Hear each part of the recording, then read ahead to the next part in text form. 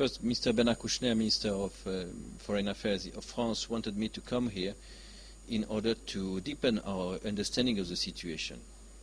And he is very concerned about the situation in Sri Lanka, and he thinks that there is no better way to have an appreciation of the reality than to be confronted to the reality and to discuss with the people here. That's the very purpose of my visit. I think there are some improvements and some difficulties and worries still remaining. The first improvement in terms of human rights on which we should insist is the fact that Sri Lanka has defeated terrorism. And one has to say very clearly that this is an improvement, this is an achievement, even in terms of human rights itself, because terrorism is definitely a major attempt, a crime against human rights. And it is not only the right for a government to defeat terrorism and to combat terrorism, it is a duty for a democratic government to put an end to suicide bombings. And maybe in the past we haven't been conscious enough of the immense suffering of the people of Sri Lanka confronted for 30 years to this crime of terrorism. So the first improvement that happened definitely is having defeated the terrorism.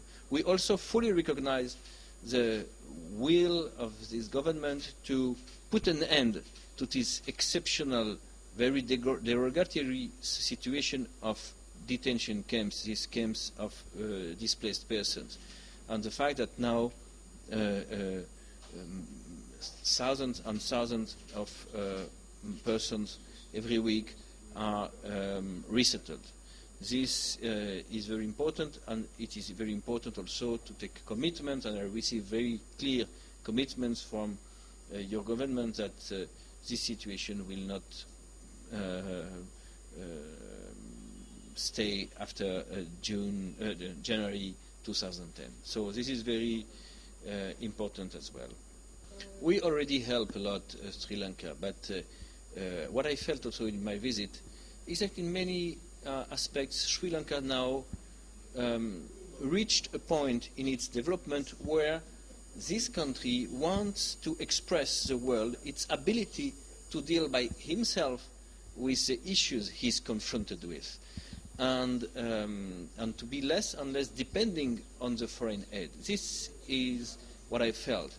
I think that due to this very particular position, multicultural society, tradition of democracy, island between two worlds, Sri Lanka has a global role to play, not only in the region, but in this global issue, which is fighting against this idea of clash of civilization and promoting dialogue of civilizations.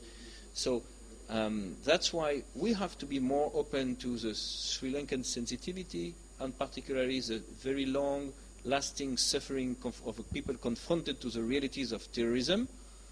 And we should definitely not lecture Sri Lanka for that, but take into account this reality, but also give a hand to Sri Lanka, because we think some improvements could be done, again, in terms of human rights.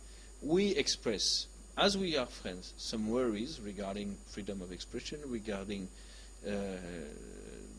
some aspects of the democratic life, independence of legal professions, efficiency of the legal system confronted to inquiries and enforced disappearances, the fact that some crimes have been committed and some are committed and there is no response, legal response. So Sri Lanka wants to show the world its ability to deal by himself with many issues, humanitarian issues. I think the fact that this country can be proud to have defeated terrorism is an excellent opportunity to succeed the peace and a complete democracy. And the first step would be to put an end to these derogatory laws. The first step should be to put an end to the emergency laws and to work on improvement of democracy and freedom of expression.